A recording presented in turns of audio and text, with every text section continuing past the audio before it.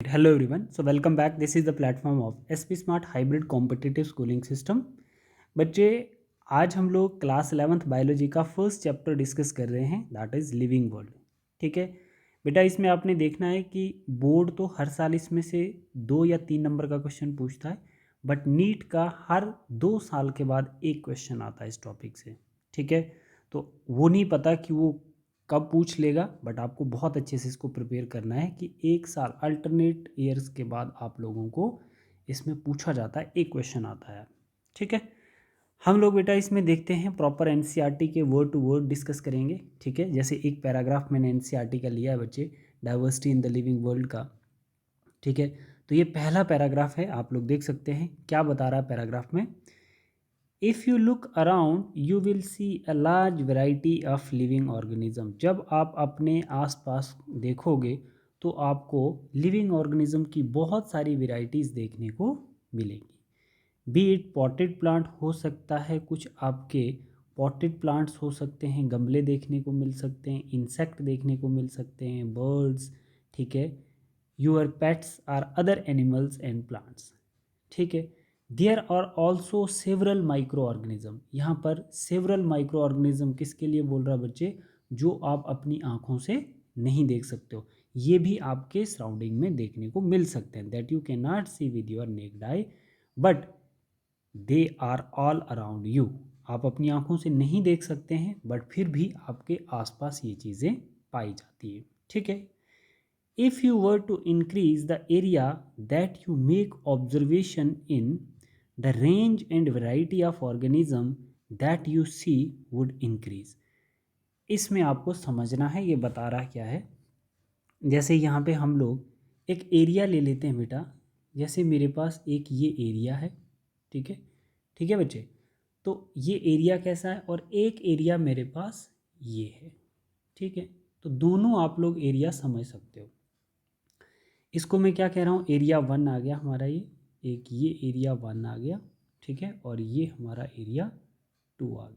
तो आप लोगों को पता है बच्चे कि जहाँ पर इसको मैं गार्डन मान लेता हूँ, जिसका कम एरिया है तो उसको मैं क्या कह रहा हूँ, गार्डन मान लेता हूँ, और जिसका ज़्यादा एरिया है तो उसको मैं क्या मान लेता हूँ बच्चे, ये मेरा फॉरेस्ट आ जाता है. क्लियर बच्चे. तो मानो जहाँ पर एरिया कम होगा बेटा, तो इसका मतलब वहाँ पे डाइवर्सिटी कैसी हो सकती है, वहाँ पर डाइवर्सिटी भी कम हो सकती है. जहाँ पर एरिया कम होगा वहाँ पर डाइवर्सिटी भी कम होगी, और जहाँ पर एरिया ज़्यादा होगा बच्चे तो वहाँ पर आपको डाइवर्सिटी भी ज़्यादा देखने को मिलेगी, वहाँ पर डाइवर्सिटी भी ज़्यादा होगी. क्लियर है बच्चे, वहाँ पर आपको डाइवर्सिटी भी ज़्यादा दिखेगी.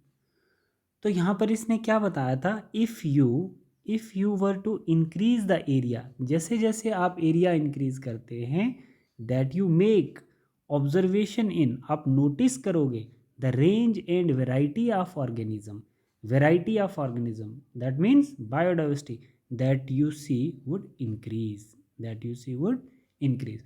तो जैसे जैसे आप एरिया इंक्रीज करेंगे तो वैसे वैसे आपकी वेराइटी ऑफ स्पीशीज़ भी इंक्रीज करती जाएगी, और जैसे जैसे आप एरिया डिक्रीज़ करेंगे तो वैसे वैसे आपकी डाइवर्सिटी भी डिक्रीज़ करेगी. ठीक है बच्चे, तो जैसे आपके गार्डन में जो स्पीशीज़ होंगे तो कम होंगी, फॉरेस्ट में चले जाओगे वो बहुत बड़ा एरिया होगा, उसमें स्पीशीज़ आपकी ज़्यादा होंगी.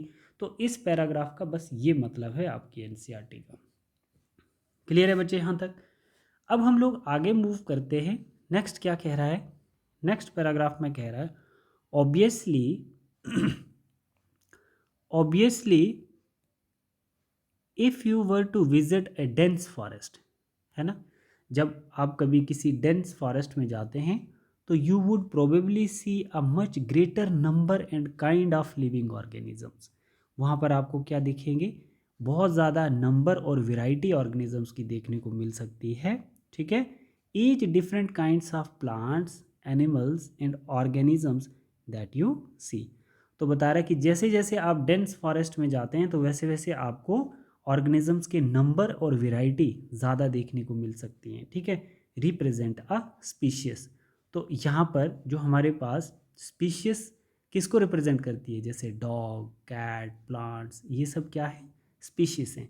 The number of species that are known and described range between 1.7 to 1.8 millions. ठीक है, तो यहाँ पर आपको ये बताया जा रहा है कि अभी तक जो साइंटिस्ट लोग हैं तो उन्होंने कितना डाइवर्सिटी में स्पीशीज़ का नंबर नोट किया है, कितनी डिस्क्राइब्ड स्पीशीज़ है हमारी बायोडाइवर्सिटी में, दैट इज़ 1.7 टू 1.8। ठीक है, जिन स्पीशीज़ को हम लोग जानते हैं। This refer to as biodiversity are the number and the type of organism present on earth. ठीक है बच्चे, डिस्क्राइब्ड स्पीशीज़ हमारे डाइवर्सिटी में है ना, जो डिस्क्राइब्ड स्पीशीज़ हैं हमारे पास तो वो कितनी है 1.7 टू 1.8 मिलियन है ना, जो साइंटिस्ट ने क्या करके रखी है, प्रॉपर आइडेंटिफाई क्लासीफाई करके रखी हुई है। ठीक है, we should remember here that as we explore new area and even old ones new organisms are continuously being identified. ये बता रहा है कि जैसे जैसे हम अपना एरिया बढ़ाते जाएंगे तो वैसे वैसे हमें ऑर्गेनिजम्स जो हैं वो नए नए ऑर्गेनिजम्स देखने को मिलते हैं। ठीक है, जैसे हम न्यू एरिया में जाएंगे तो वैसे वैसे हमें न्यू ऑर्गेनिजम्स दिखेंगे। बता रहा है कि जैसे हम किसी ओल्ड एरिया में जाते हैं, मानो जहाँ पर बहुत टाइम से हम गए नहीं हैं, तो वहाँ पे कुछ चीज़ें अगर डिकम्पोज हो गई तो वहाँ पे भी आपको न्यू ऑर्गेनिजम्स देखने को मिलते हैं, आर कंटिन्यूसली बीइंग आइडेंटिफाइड। तो क्या होगा बच्चे, वहाँ पर कंटिन्यूसली आपको क्या होगा, नई नई चीज़ें देखने को मिलेंगी। ठीक है, ठीक है बच्चे, तो इस पैराग्राफ में आपको ये बताया है कि अभी तक साइंटिस्ट ने कितने नंबर स्पीशीज़ के डिस्क्राइब किए हैं, और दूसरा हमें यहाँ मिलता है कि हम जितना ज़्यादा अर्थ पे हम क्या करेंगे, न्यू एरियाज़ को एक्सप्लोर करेंगे तो उतना ही ज़्यादा हमें क्या देखने को मिलेंगे, न्यू ऑर्गेनिजम्स देखने को मिलेंगे, और साथ साथ में हमें ओल्ड वन ऑर्गेनिजम्स भी देखने को मिल सकते हैं। ठीक है, जो जहाँ पर कोई बहुत टाइम से जगह खाली रही है ना, बहुत डिकम्पोजिशंस आ चुकी है, और वहाँ पर भी आपको कोई ओल्ड वन स्पीशीज़ देखने को मिल सकती है। ठीक है, बट आपको क्या करना पड़ेगा, न्यू एरिया एक्सप्लोर करने पड़ेंगे अगर आपको न्यू ऑर्गेनिजम्स कंटिन्यूसली आइडेंटिफाइड करने हैं। ठीक है बच्चे, तो ये पैराग्राफ 2 कहता है आपका। अब इस पैराग्राफ से हम एक क्वेश्चन कर लेते हैं, देखते हैं आप क्या करते हैं बेटा। ठीक है, इससे हम एक क्वेश्चन कर लेते हैं। चलिए, ये क्वेश्चन आ गया। क्वेश्चन है बच्चे, स्टेटमेंट बेस्ड क्वेश्चन है। क्वेश्चन नंबर 1 है, number of species known and described range between 1.7 to 1.8। ठीक है, तो इस पैराग्राफ से ये क्वेश्चन है कि अभी तक जो स्पीशीज साइंटिस्ट ने डिस्क्राइब्ड की हैं, क्लासीफाई की हैं, आइडेंटिफाइड की हैं, तो वो कितनी बच्चे, कितनी स्पीशीज, 1.7 टू 1.8 बिलियन। ठीक, बी पार्ट क्या कहता है बच्चे, बी पार्ट कहता है different kind of plants, animals और ऑर्गेनिजम्स और स्पीशीज। तो ये पॉइंट तो मुझे बिल्कुल सही लग रहा है बच्चे। डिफरेंट काइंड्स ऑफ प्लांट्स जो हैं, एनिमल्स जो हैं, है ना, ऑर्गेनिजम्स हैं, ये क्या हैं, ये स्पीशीज़ हैं, बिल्कुल सही है। ठीक है, ये पॉइंट सही है। फिर क्या कह रहा है, different type of organism excluding, नहीं बच्चे इंक्लूडिंग, एक्सक्लूडिंग नहीं आएगा, इंक्लूडिंग आएगा, including micro organisms are called biodiversity. तो ये स्टेटमेंट हमारा सही है बच्चे। ठीक है, नेक्स्ट पॉइंट हमारे पास क्या बता रहा है, पार्ट 1 देख लेते हैं बच्चे। Number of species known and described range between 1.7 to 1.8 billion, नहीं आएगा बच्चे, मिलियन। अभी हम लोगों ने पढ़ा ना बेटा, मिलियन सही है। ठीक है, तो बिलियन गलत हो गया, ये भी गलत हो गया आपका। ठीक है, तो हमारा ये भी गलत है, ये भी गलत है, और ऑल आर करेक्ट नहीं आएगा बच्चे, बी पार्ट आपका राइट आंसर है। ठीक है, तो आप लोग इसको एक बार एनसीईआरटी के पैराग्राफ में चेक भी कर सकते हैं। देखो जैसे हमारे पास क्या है, 1.7 टू 1.8 मिलियन, नॉट बिलियन। ठीक है बेटा, ये आपका बोर्ड का क्वेश्चन है। What different criteria would you choose to classify peoples that you meet often. ठीक है, तो ये अभी हम लोग आगे पढ़ेंगे, अभी आपको इसको नहीं करना है। नेक्स्ट पैराग्राफ में हम लोग डिस्कस करते हैं बच्चे, क्या बता रहा है। 2 पैराग्राफ क्लियर हो गया आपको एनसीईआरटी के बेटा, डन। तो आप लोग कमेंट करके मुझे बताइए कि यहाँ तक सर हमें क्लियर हो गया, कोई डाउट है तो आप पूछ सकते हैं। अगर आपको वीडियो अच्छे से समझ आ रही है बच्चे तो आप इसको लाइक कर सकते हैं, कमेंट कर सकते हैं बच्चे, इससे हमें भी थोड़ा एप्रिसिएशन मिलता है। नेक्स्ट पॉइंट क्या है बच्चे, as started earlier there are million of plants and animals in the world. ठीक है, बता रहा है कि स्टार्टेड में जो रिसर्च हुई है तो मिलियंस ऑफ प्लांट्स और एनिमल्स वर्ल्ड में प्रेजेंट होते हैं। We know that the plants and animals in our own area by their local names.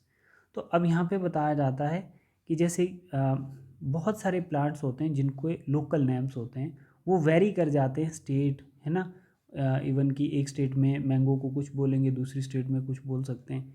ठीक है, इवन की डिस्ट्रिक्ट में नेमिंग चेंज हो जाती है किसी भी प्लांट्स की। ठीक है, तो these local name would vary from place to place. और ये जो लोकल नेमिंग होती है ये वेरी कर जाती है प्लेस टू प्लेस, किसी भी ऑर्गेनिजम्स की जो हम लोकल नेमिंग करते हैं ना। ठीक है, जैसे एक इंसान के 3 नाम हो गए। अच्छा, एक प्लांट जैसे हो गया, हम कुछ बोल रहे हैं, डोडा में कुछ और बोलेंगे, है ना, रजौरी में कुछ और बोलेंगे उसको। ठीक है, तो मतलब बता रहा है कि जब हम स्टडी कर रहे हैं, अर्लियर स्टडी कर रहे हैं, तो millions of plants and animals हैं वर्ल्ड में, जिसमें बोला जाता है कि प्लांट्स और एनिमल्स के, है ना, अपने एरिया में लोकल नेम्स हैं, है ना। These local names would vary from place to place, है ना। बता रहा है even within a country, है ना, कंट्री के अंदर हर स्टेट में अलग अलग नाम हो सकता है। ठीक है, probably you would recognise the confusion. इससे क्या हो जाएगा बच्चे कि पूरा एक कन्फ्यूजन क्रिएट हो जाता है कि किस प्लांट की आप बात कर रहे हैं। ठीक है, ठीक है, तो बताया कि that would be created if we did not find a way and means talk to each other. इससे हम क्या नहीं कर पाएंगे कि हम जब रिसर्च करते हैं तो हम ये कंफर्म नहीं कर पाते हैं कि किस प्लांट की बात कर रहे हैं, क्योंकि वो क्या हो रहा है, हर स्टेट में, हर कंट्री में वो लोकल नेम जो वेरी कर जाते हैं। तो इससे जब हम प्लांट की नेमिंग करते हैं या नॉमनक्लेचर करते हैं, है ना, या तो क्लासीफाई करते हैं, तो हम प्रॉपर इस बात पे नहीं आ पाते हैं कि किस प्लांट की बात हो रही है। ठीक है, to refer the organism we are talking about. ठीक है, तो हम किसी भी एक पर्टिकुलर प्लांट की बात नहीं कर पाते हैं, क्योंकि लोकल नेम बहुत सारी कन्फ्यूजन क्रिएट कर देता है किसी भी ऑर्गेनिजम्स को नेमिंग करने में। ठीक है, तो इसमें एक क्वेश्चन अगर आप लोग ट्राई करो तो क्वेश्चन कुछ ऐसा बनता है, स्टेटमेंट बेस्ड क्वेश्चन है आपका। क्या है, लोकल नेम जो है वेरी करता है place to place, yes. Confusion create करता है जिससे हम क्या ऑर्गेनिजम्स का नेम क्लियर नहीं कर पाते हैं कि किस ऑर्गेनिज्म का क्या नेम है। क्या आएगा, बोथ आएगा बच्चे, यस या नन ऑफ दिस, बोथ इसका राइट आंसर है। ठीक है बच्चे, ठीक है। अब नेक्स्ट क्वेश्चन देखो बच्चे, इसमें नेक्स्ट पैराग्राफ में हम लोग देख लेते हैं। बता रहा है hence there is a need to standardise the naming of living organism. Fourth paragraph में एनसीईआरटी कहती है कि किसी भी लिविंग ऑर्गेनिजम्स की जब हम नेमिंग करते हैं तो उसमें कुछ हमें स्टैंडर्डाइज करना पड़ेगा, है ना। उसमें कुछ चीज़ें ऐसी बनानी पड़े जो सभी वर्ल्ड वाइड कॉमन हो। ठीक है बच्चे, बता रहा है कि थोड़ा सा ऑर्गेनिजम्स की नेमिंग में हमें स्टैंडर्ड लाना होगा, such that a particular organism is known by the same name all over the world. ठीक है, बता रहा है कि जब भी हम किसी भी प्लांट्स, एनिमल, माइक्रो ऑर्गेनिजम्स की नेमिंग कर रहे हैं, जिसको हम बोटेनिकल नॉमेनक्लेचर कहते हैं, जूलॉजिकल नॉमेनक्लेचर कहते हैं, तो वो इंटरनेशनली वर्ल्ड वाइड सेम हो, ताकि हमें किसी भी ऑर्गेनिजम्स को रिकॉग्नाइज करने के लिए कोई कन्फ्यूजन क्रिएट ना हो। ठीक है, मैंगी फिरा इंडिका, मैंगो का नाम है, वर्ल्ड वाइड सेम है, मगर अगर स्टेट में देखोगे, डिस्ट्रिक्ट में देखोगे तो ये वेरी करते जाते हैं। ठीक है, this process is called nomenclature. ठीक है, तो नॉमेनक्लेचर क्या बच्चे, नेमिंग ऑफ एन ऑर्गेनिजम्स। क्या है नॉमेनक्लेचर बच्चे, नेमिंग ऑफ एन ऑर्गेनिजम्स। ठीक है, obviously nomenclature or naming is only possible when the organism is described correctly। तो किसी भी ऑर्गेनिजम्स की आप नेमिंग तब कर सकते हैं जब उस ऑर्गेनिजम्स को आपने करेक्ट तरीके से स्टडी किया होगा, है ना, कि उसकी मॉर्फोलॉजी क्या है, उसकी एनाटॉमी क्या है। And we know that what organism the name is attached to, this is known as identification. Identification क्या होता है बच्चे, सबसे पहले आप किसी भी ऑर्गेनिजम्स को जब आप नेमिंग करेंगे, पहले आप आइडेंटिफाई करेंगे, first study the organism, then naming the organism which is nomenclature. Study the organisms that is identification, and then naming of organism which is nomenclature. ठीक है, तो इस पैराग्राफ का ये मतलब है। तो चलिए बच्चे, अब हम लोग यहाँ पे इसका क्वेश्चन कर लेते हैं। क्या बता रहा है क्वेश्चन में? बता रहा है कि need and standardise to naming of organisms. बिल्कुल सही है बच्चे, लोकल नेम्स को हमें हटाना है और थोड़ा सा नेमिंग ऑफ ऑर्गेनिजम्स का स्टैंडर्ड चेंज करना। तो need and standardise to naming of organism बिल्कुल सही है, ठीक है, ताकि हमें कन्फ्यूजन ना क्रिएट हो। सेकंड पॉइंट क्या कह रहा है बच्चे? सेकंड पॉइंट में बता रहा है particular organism is known by different names. Particular organism is known by different name. Different cut कर देंगे बच्चे, यहाँ पे क्या आएगा? Same name. क्या आएगा? Same name all over the world, ठीक है, कॉल्ड नोमेनक्लेचर। तो ये स्टेटमेंट हमारा गलत हो गया बेटा। Particular organism is known by different नहीं आएगा, same name all over the world called nomenclature, उसको हम नोमेनक्लेचर बोलेंगे। किसी भी ऑर्गेनिजम्स का ऑल ओवर द वर्ल्ड एक ही नाम होना चाहिए, उसको हम नोमेनक्लेचर कहते हैं। सी पार्ट बोल रहा है before nomenclature we have to describe organism correct classification. Classification नहीं बच्चे, आइडेंटिफिकेशन। पहले हमें करेक्ट आइडेंटिफिकेशन करनी है और फिर उसके बाद हम उसकी क्या करेंगे? नोमेनक्लेचर बनाएंगे, है ना, नेमिंग करेंगे, ठीक है। तो हमारे पास ये भी गलत हो गया। तो हमारे पास कौन कौन सा स्टेटमेंट सही आएगा बेटा? कौन सा स्टेटमेंट हमारा सही आएगा?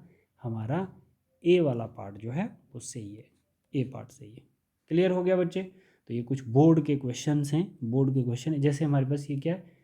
मैंगीफेरा इंडिका, है ना। मैंगीफेरा इंडिका जो है बच्चे, वो क्या है? मैंगो का साइंटिफिक नेम है, जो क्या है? स्टैंडर्डाइज नेमिंग ऑफ ऑर्गेनिज्म, जो वर्ल्ड वाइड बिल्कुल सेम है, ठीक है। नेक्स्ट क्वेश्चन हम लोग देख लेते हैं, नेक्स्ट पैराग्राफ देखते हैं। बता रहा है in order to facilitate the study, in order to facilitate the study, number of scientists have established procedure to assign a scientific name to each known organism, ठीक है। तो बताया है कि जो ऑर्गेनिजम्स की नेमिंग करने का एक प्रॉपर प्रोसीजर है, ठीक है।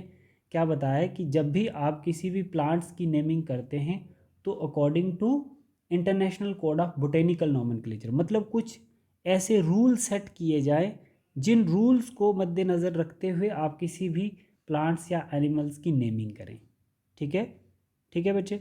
तो अब वो क्या रूल्स हो सकते हैं? This is acceptable to biologist, मतलब वो नाम्स जो भी नेमिंग करेगा किसी ऑर्गेनिजम्स की तो उसको एक्सेप्ट करने पड़ेंगे ऑल ओवर द वर्ल्ड, ठीक है। जैसे प्लांट्स के लिए हम क्या बोलते हैं? Scientific name are based on agreed principle and criteria which are provided in international code of botanical nomenclature, ठीक है। तो जो रूल्स होंगे वो क्या हैं? International code of botanical nomenclature. ये रूल्स किसके लिए एप्लीकेबल होते हैं? प्लांट्स की नेमिंग के लिए, ठीक है। You may ask how are animal named, तो एनिमल को कैसे नेमिंग देंगे? Animal taxonomist have evolved international code of zoological nomenclature, ठीक है। तो आपने किसका ध्यान रखना है? ऐसे कोड्स जो प्लांट्स की नेमिंग के लिए हेल्प करें तो उनको हम बोलते हैं international code of botanical nomenclature. और जब हम जूलॉजी की नेमिंग करें तो किसका ध्यान रखना है? International code of zoological nomenclature. मतलब एनिमल के लिए ICZN और प्लांट्स के लिए क्या रूल है? ICBN, ठीक है बच्चे। The scientific name ensure that each organism has only one name, ठीक है। तो क्या होगा बच्चे कि हर ऑर्गेनिजम्स का एक ही नाम हो। Description of any organism should enable the peoples, ठीक है, in any part of the world to arrive at the same name, ठीक है। तो बता रहा है कि जो भी उसकी डिस्क्रिप्शन हो, जो भी आप किसी प्लांट्स या एनिमल की स्टडी कर रहे हैं तो इट मीन्स कि उसमें क्या होना चाहिए? ऑल ओवर द वर्ल्ड जो है वो एक ही नाम होना चाहिए, उसमें कोई कन्फ्यूजन नहीं रहे। They also ensure that such name has not been used for any other organism। तो ये भी ध्यान रखना है कि जो नेमिंग एक बार की जाएगी तो वो फिर किसी दूसरे ऑर्गेनिजम्स की आप नेमिंग नहीं कर सकते हैं, ठीक है बेटा। तो बच्चे इस पैराग्राफ के रिलेटेड आपको क्वेश्चन सॉल्व करने के लिए आ सकता है, कुछ ऐसा स्टेटमेंट बेस्ड क्वेश्चन हो सकता है। वो क्वेश्चन है आपके पास यहाँ पे बता रहा है करेक्ट स्टेटमेंट। तो इसमें हमने ध्यान देना है कि many scientist establish the procedure to assign local, local नहीं बच्चे साइंटिफिक नेम। लोकल क्या हो जाएगा यहाँ पे? गलत हो जाएगा। यहाँ पे क्या आना चाहिए? साइंटिफिक नेम, साइंटिफिक नेम, ठीक है, तो ये पॉइंट हमारा गलत हो गया बच्चे। ठीक, दूसरा क्या बता रहा है, for plant scientific name based on principle और क्राइटेरिया गिवन बाय ICZN। तो मैंने आपको बताया था कि अगर हमें प्लांट्स की नेमिंग करनी है तो किस प्रिंसिपल और क्राइटेरिया को ध्यान रखना है, ICBN।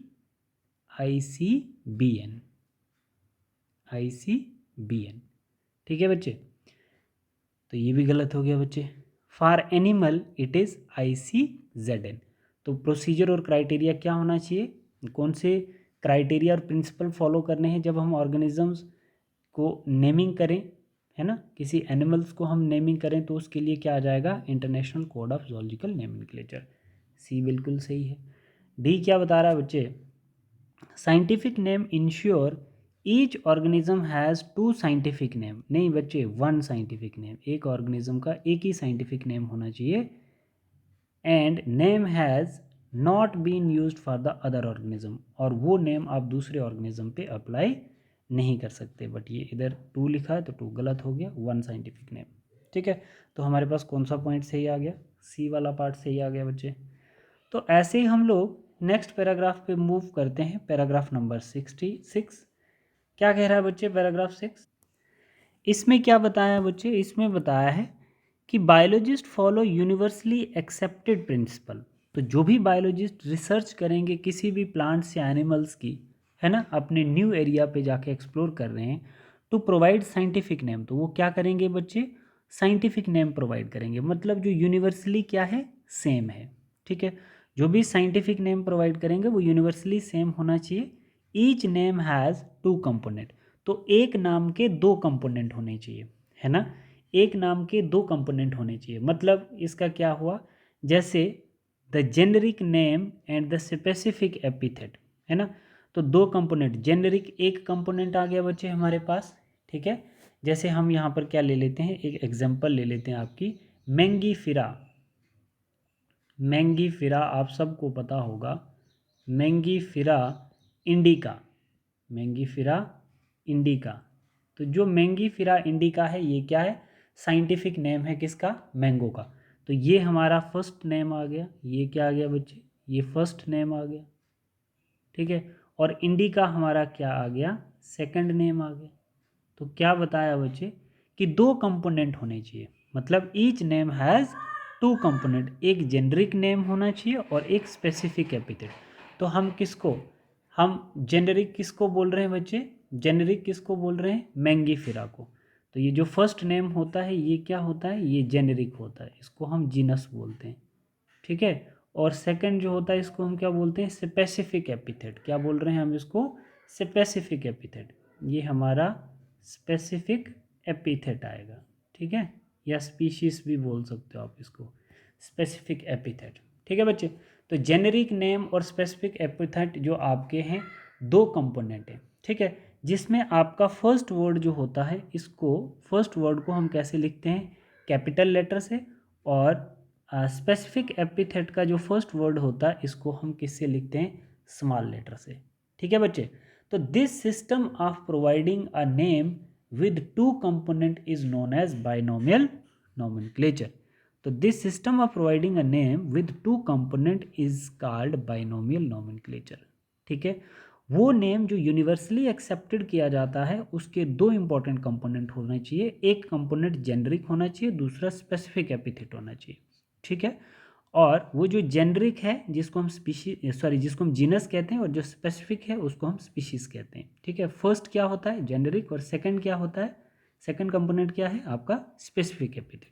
ठीक है बच्चे, तो इन दोनों को हम क्या कहते हैं, बाइनोमियल नोमेनक्लेचर। मतलब क्या हो गया बच्चे, बाई का मतलब होता है 2, बाई इसलिए बोलते हैं कि किसी भी साइंटिफिक नेम के 2 कंपोनेंट होते हैं, तो इसीलिए बाइनोमियल नोमेनक्लेचर, बाई का मतलब होता है 2, है ना, किसी भी साइंटिफिक नेम के 2 कंपोनेंट होंगे, इसीलिए हम इसको क्या बोलेंगे, binomial nomenclature. This naming system is given by Carolus Linnaeus. Binomial nomenclature किस साइंटिस्ट ने दिया है, Carolus Linnaeus. Is being practised by the biologist all over the world.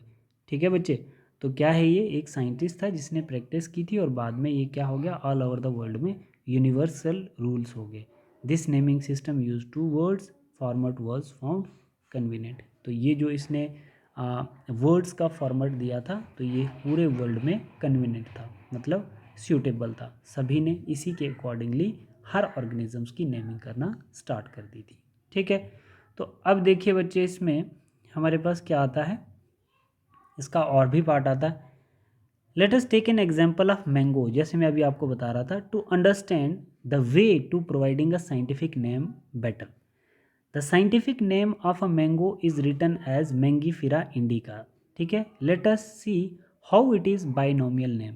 ठीक है, in this name Mangifera one represent the genus while the indica is particular species are a specific epithet. The other universal rule of nomenclature are as follow. ठीक है, तो बाकी जो universal rules हैं, और भी बहुत सारे रूल्स हैं। ये क्या था, एक प्रिंसिपल और क्राइटेरिया था किसी भी साइंटिफिक नेम्स को नेमिंग करने के लिए, है ना, ऑर्गेनिजम्स की नेमिंग करने के लिए हमारे पास ये क्या था, एक प्रिंसिपल और क्राइटेरिया था कि उसके क्या होने चाहिए, बाइनोमियल नोमेनक्लेचर होनी चाहिए, मतलब दो कंपोनेंट होने चाहिए साइंटिफिक नेम के। ठीक है, तो और भी बहुत सारे रूल्स हैं किसी भी ऑर्गेनिजम्स को नेमिंग करने के लिए, वो हम आगे डिस्कस करते हैं। तो पहले आप लोग इसका क्वेश्चन देख लो बच्चे। तो क्वेश्चन में क्या पूछा इसने, क्वेश्चन में पूछा है बच्चे, जैसे आपका क्या आता है, biologist follow principle to provide scientific name to each organism but this is universally accepted,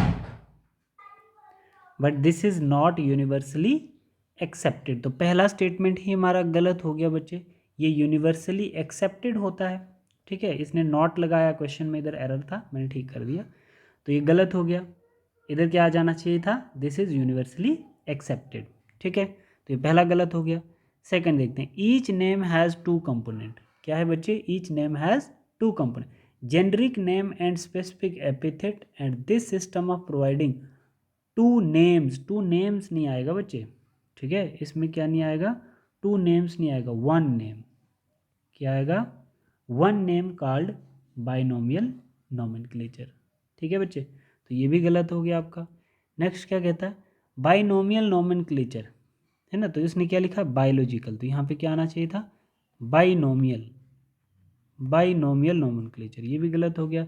is given the Carolus Linnaeus and is practised by biological all over the world. ठीक, गलत है। डी क्या बता रहा है, scientific name of mango is Mangifera indica. ठीक है बच्चे, तो अब यहाँ पर क्या होना चाहिए, where Mangifera is a specific epithet. तो मैंगीफिरा क्या है बच्चे, ये आपका जेनरिक है, and indica is generic name, ये बिल्कुल इसने अपोजिट कर दिया। ठीक है, तो इंडिका का आई इसने क्या कर दिया, आई कैपिटल लिख दिया, हालांकि स्मॉल आना चाहिए था, ये भी गलत हो गया। ठीक है बच्चे, तो हमारा ये स्टेटमेंट भी गलत है, तो हम बोल सकते हैं all are correct, all are incorrect. ठीक है बच्चे, तो नेक्स्ट हम लोग यहाँ पर क्या देखते हैं, अब ये जो रूल्स हैं बेटा पैराग्राफ नंबर 8 के, देखो बच्चे, हमने 7 पैराग्राफ तक क्या सीखा था, कि हमने पैराग्राफ में ये डिस्कस किया था बेटा कि कुछ प्रिंसिपल और क्राइटेरिया होते हैं ऑर्गेनिजम्स की नेमिंग के लिए, जिसमें हम लोगों ने बाइनोमियल नोमेनक्लेचर सीखा था। ठीक है, तो बाइनोमियल नोमेनक्लेचर में दो कंपोनेंट किसने दिए थे, कार्लस लीनियस ने। ठीक है बच्चे, अब बताया जा रहा है कि और भी बहुत सारे रूल्स हैं किसी भी ऑर्गेनिजम्स को नेमिंग करने के लिए, मतलब बाइनोमियल नोमेनक्लेचर के कुछ और भी रूल्स हैं, मतलब साइंटिफिक नेम के कुछ और भी रूल्स हैं। जैसे फर्स्ट हमारे पास क्या रूल्स आता है बच्चे, biological naming are generally in Latins, है ना, Latin and written in italics, they are latinized or derived from the Latin irrespective of the origin. अब इसमें क्या बता रहा है, लेटनाइज लैंग्वेज कौन सी होती है बच्चे, जिसको हम क्या बोलते हैं, डेड लैंग्वेज बोलते हैं। क्या बोलेंगे, ये आपकी डेड लैंग्वेज होती है। ठीक है बेटा, इसको हम लोग डेड लैंग्वेज बोलेंगे। क्या है हमारी डेड लैंग्वेज। ठीक, तो जैसे हम लोग क्या देखते हैं, इटैलिक्स क्या है, इटैलिक्स कौन सी होती है बच्चे, जैसे हम लोग ऐसे लिखते हैं ना, ये मैंगीफिरा ऐसे, ये हमारी इटैलिक्स होती है। ठीक है, मैंगीफिरा इंडिका, ये हमारी इटैलिक्स है। ठीक है बच्चे, अब क्या बता रहा है, सेकंड पॉइंट बता रहा है, एक तो ये है बच्चे, दूसरा पॉइंट क्या बताया, the first word in biological name represent the genus. आपने देखा, जैसे मैंगीफेरा क्या आ गया, ये आपका जीनस आ गया। While the second component denote the specific epithet, तो जो ये इंडिका है ये क्या है, स्पेसिफिक एपिथेट है। Both the word in biological name when handwritten, अगर उनको आप हाथ से लिखते हैं, आर सेपरेटली अंडरलाइन, तो उनको क्या करना पड़ेगा आपको, अगर आप उनको हाथ से लिखते हैं तो उनको आपको अंडरलाइन करना पड़ेगा। लाइक जैसे ये हमारे पास आ गया मैंगीफेरा इंडिका, इंडिका, तो हमें इनको क्या करना पड़ेगा, अंडरलाइन करना पड़ेगा। ये क्या है, नेमिंग ऑफ ऑर्गेनिजम्स के बाइनोमियल नोमेनक्लेचर के रूल्स हैं ये, ठीक है। बता रहा है कि when handwritten are separately underlined, are printed, अगर हम उसको प्रिंटेड करते हैं तो हमें किस में प्रिंट करना पड़ेगा, इटैलिक्स में, जो इंडिकेट करता है किसको, देयर लेटिन ओरिजिन्स। तो लेटिन ओरिजिन्स क्या होता है हमारा, डेड लैंग्वेज, जो बदल नहीं सकती है, ठीक है, जो चेंज नहीं हो सकती है।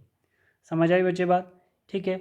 The first word denoting the genus start with capital letter while the specific epithet start with small letter. देखो फर्स्ट लेटर जो है हमारा वो कैपिटल लेटर से स्टार्ट होना चाहिए, और जो सेकंड कंपोनेंट का वर्ड है वो हमारा स्मॉल लेटर से स्टार्ट होना चाहिए। It can be illustrated with the example of Mangifera indica, ठीक है। दो कंपोनेंट है binomial nomenclature, first word capital है वो जीनस होगा, सेकंड कंपोनेंट का फर्स्ट वर्ड अगर स्मॉल है तो वो स्पीशीज होगा, ठीक है।